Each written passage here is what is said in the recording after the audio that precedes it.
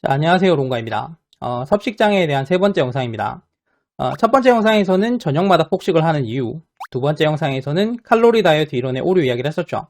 자, 이번 영상에서는 체중에 대한 왜곡된 인식 이야기를 해보도록 하겠습니다. 앞에 영상부터 내용이 이어지고 있기 때문에 순서대로 보시는 게 좋은데 앞에 영상 보지 않으신 분은 오른쪽 위에 있는 링크 클릭하셔서 순서대로 보시면 됩니다. 체중에 대한 왜곡된 인식이 생기는 가장 큰 이유는 연예인의 체중 때문입니다. 자, 많은 사람들이 다이어트 목표 체중을 정할 때 연예인의 체중을 참고로 하죠. 연예인은 방송에서 몸매가 드러나는 옷을 자주 입고 방송이나 프로필을 통해서 키와 체중이 공개되기 때문인데 여자 연예인의 체중은 대부분 50kg가 안 되는 경우가 많습니다. 예전에 한국 인터넷에서 연예인을 검색을 해보면 프로필에 키와 체중이 나왔었어요. 그런데 여자 연예인의 경우에는 대부분의 몸무게가 45kg로 똑같이 되어 있었습니다. 이게 인터넷에서 이슈가 되면서 기사가 나오기도 했어요. 자, 그러니까 45kg라는 체중이 한국에서는 날씬함의 상징이라는 이야기입니다.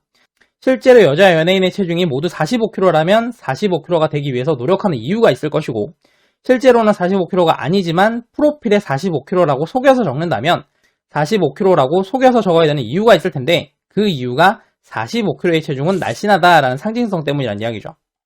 이것과 비슷한 이야기로 가장 이상적인 여성의 신체 사이즈가 키 168에 체중 45kg라는 이야기도 있습니다. 자, 그런데 키와 체지방률에 따라서 좀 차이가 있긴 하지만 대부분의 경우 50kg 이하의 체중은 심하게 마른 몸이에요. 심하게 마른 체중인데 그게 왜 몸매가 좋다는 인식이 생긴 건데요? 방송 렌즈의 왜곡 때문입니다. 미용 체중 3부 영상에서 이야기를 했던 내용인데 대부분의 사람들은 방송에 보이는 연예인의 몸매가 현실과 똑같다고 생각을 해요. 자, 그런데 방송에서 보이는 모습과 실제 모습에는 상당히 큰 차이가 있습니다. 자, 우리가 살고 있는 세상은 입체적이지만 카메라로 촬영한 결과물은 평면에 표시가 되고 이 과정에서 사물이 넓게 퍼져 보이는 왜곡 현상이 생기거든요. 이 왜곡 현상은 렌즈에 따라서 정도의 차이가 있는데 같은 사람이라고 하더라도 어떤 렌즈를 사용했는지에 따라서 전혀 다르게 보이는 효과가 있습니다. 같은 사람이 같은 날 렌즈를 바꿔서 촬영을 했는데 상당히 차이가 심하죠. 방송용 카메라에서 사용하는 렌즈는 사물이 많이 퍼져 보이는 렌즈를 사용하는데 한마디로 실물보다 방송이 뚱뚱하게 보인다는 이야기죠. 연예인이라는 거는 실제로 팬을 만나는 일보다는 방송으로 만나는 일이 대부분이고 그래서 실제 모습보다는 방송으로 나오는 모습이 중요하기 때문에 방송에서 보기 좋은 몸매가 될 때까지 체중을 줄이려고 합니다. 자, 그래서 실제로는 극단적으로 마른 몸이지만 카메라의 왜곡으로 보기 좋은 몸매가 되는데 이런 사실을 모르는 사람들이 보기에는 연예인의 몸매가 되기 위해서는 비슷한 체중이 되어야 된다고 생각을 하고 이런 생각이 체중을 50kg 이하로 낮췄을 때 날씬하다는 인식을 만드는 거야.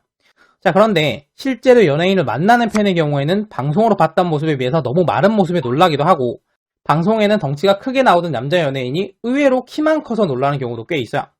40kg대의 여자 아이돌이 너무 말랐다면서 보약을 지어준 팬클럽도 있죠. 자, 정리하겠습니다. 사람들이 50kg 이하의 체중을 원하는 이유는 연예인의 체중으로 생긴 체중에 대한 왜곡된 인식 때문이라서 50kg 이하의 체중에 집착할 필요가 없습니다. 중요한 건 체중이 아니라 근육과 체지방률이니까요. 그런데 내가 집착을 하지 않는다고 해도 세상이 집착하게 만들어요. 네, 그렇죠. 체중에 대한 왜곡된 인식이 사회 전체로 퍼져 있으니까요. 자, 그래서 겉으로 보이는 모습이 분명히 말랐음에도 불구하고 체중이 50kg가 넘는다는 이야기라면 너 의외로 뚱뚱하네? 라는 이야기를 하기도 합니다. 아니 실제로 보이는 모습이 날씬한데 왜 저렇게 이야기하는 거죠? 인지장애나 의심병 때문입니다. 자, 인지장애는 자신의 생각과 다른 정보를 제대로 인지하지 못하는 거예요. 체중이 50kg가 넘으면 뚱뚱하다는 생각에 빠져서 겉으로 보이는 모습이 날씬하다는 정보를 제대로 인지하지 못하고 있는 거죠. 의심병은 겉모습은 제대로 인지하고 있지만 실제와 다를 거라고 의심을 하는 겁니다.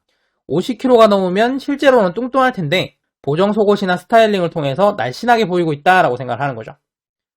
인지장애나 의심병은 어떻게 고쳐줘야 돼요? 이거는 타인이 고쳐주겠다고 해서 쉽게 고쳐지는 게 아닙니다. 그리고 굳이 일일이 고쳐줄 필요도 없어요. 어차피 체중이라는 거는 내가 말하지 않으면 누구도 알 수 없는 내 개인 정보입니다. 체중을 말하지 않는다면 겉으로 보이는 모습으로만 판단을 해야 되고 겉으로 보이는 모습이 날씬하다면 체중을 말하지 않아도 날씬하다고 인식이 되죠.